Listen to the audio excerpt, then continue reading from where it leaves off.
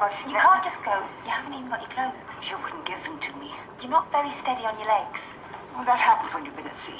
And the sooner I'm back there, the better. Right. Now, I can't chain you to the bed urgently, but both you and I know that you're in no fit state. Your skull x-ray came back. It's normal, but I'm concerned about your vision and the weakness in your arm. Oh, all of me's weak. Right. Your boat will still be there tomorrow. It'll be too late by then. What will? My husband died a year ago today. He always loved sailing around Ellesmere Point. And years ago, we both thought we'd live forever. I promised him that if he died first, I'd scatter his ashes there. Maybe your daughter could do it. It's got nothing to do with her. I made a promise and I intend to keep it. Look, I know this is important to you, but if you go out to sea like this, you're going to put yourself and other people at risk. Is that what your husband would have wanted?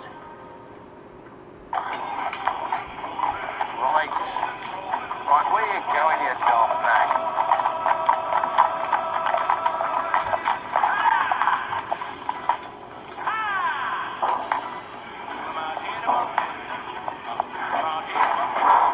Thank you, that's right. Go on.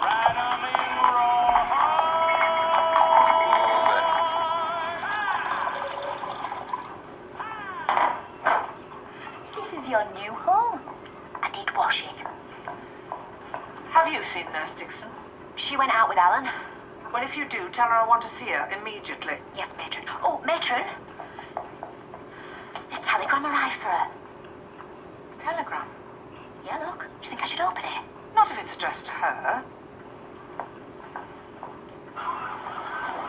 Wait, maybe he's left a note in here.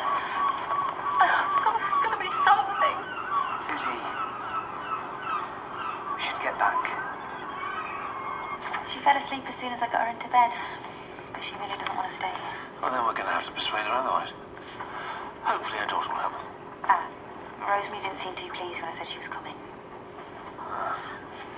Then maybe this isn't just a medical problem.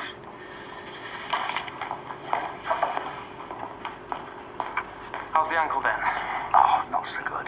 Okay, I'll prescribe some pain relief, but the next thing to do is get you back on your feet. I'm feeling very weak. I could do with a bite to eat first. It's not really a good idea so soon after an anaesthetic. A cup of tea and dry biscuit perhaps, but try these first. Well, there's no rush. I'm quite happy where I am. Way, how's my favourite nurse? Busy. Are you looking for Mrs. Briggs? I've been frantic about her. I've had the police out and everything. I thought she was dead. So please, let's talk about consulting room. Has anybody left a message for Susie? Why are you all dressed up? There's this telegram. A matron wants to see you. She does.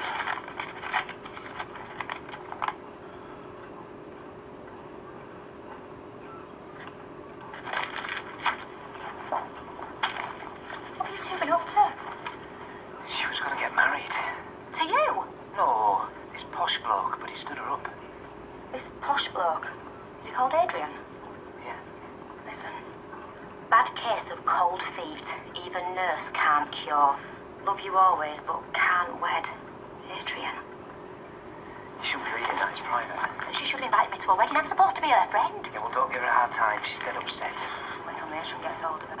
And a message for you. Jack's in Ship Street. He needs help. I hadn't spoken to her for months, and then suddenly this letter arrives out of the blue.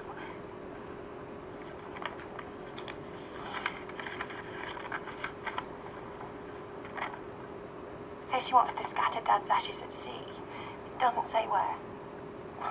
She was in a terrible state after she lost Dad, and I didn't help. We had this stupid row, and we haven't talked since. What was it about? We were both upset, and I said she should sell the boat. I told her she was clinging on to Dad. Well, she had to let go of the past. She slammed the phone down on me, and that was it. She didn't want to know me anymore. Well, if that was really true, why would she write to you like this? You know, I think this is just her way of asking you for help. Where do we go and talk to her and see? Bring him up.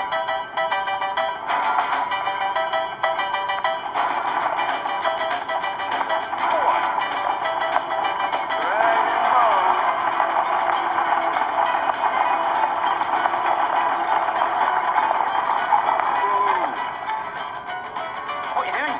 This horse has a mind of its own. I reckon it's the brains of the business. Make yourself useful. Help that lady with her mangle.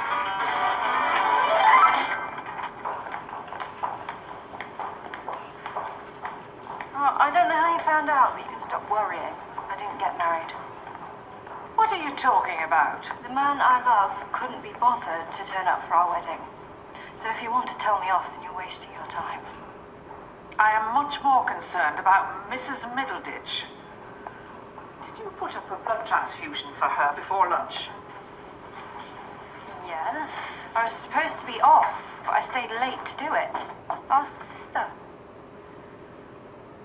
You gave her the wrong blood. No. It said Middleditch on the label. I checked. And what about the date of birth and the hospital number? Time and again, you've been told that that was the procedure, but you ignored it, didn't you? You used blood that was cross-matched for Mr. Middleditch. I'm sorry. Do you realize how serious this is? She could die. I don't understand. Why does this have to happen to me? Why can't something go right in my life? This is not about you. Elizabeth Middleditch is critically ill, and there's only one reason for that. You're careless, arrogant. You never think of anyone else but yourself. That's not true. I'm sorry, but it is. You've let down the hospital, your colleagues, and two of the people I care about most.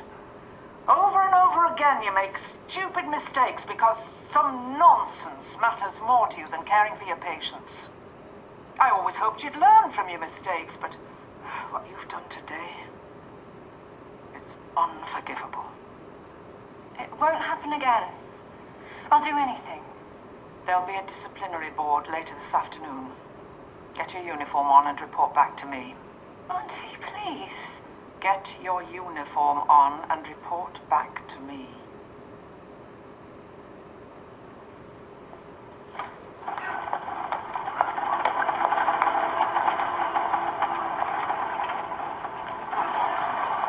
How about that? He's found his way out. Whoa! Good boy. Jump on, I'll give you a lift back. No, I'm not leaving these bedsteads for Peggy. Go and get the van.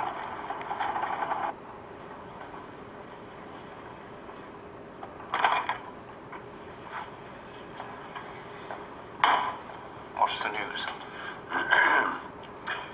She's only passed 10 mils of urine in the last hour, so we'll try to induce osmotic diuresis.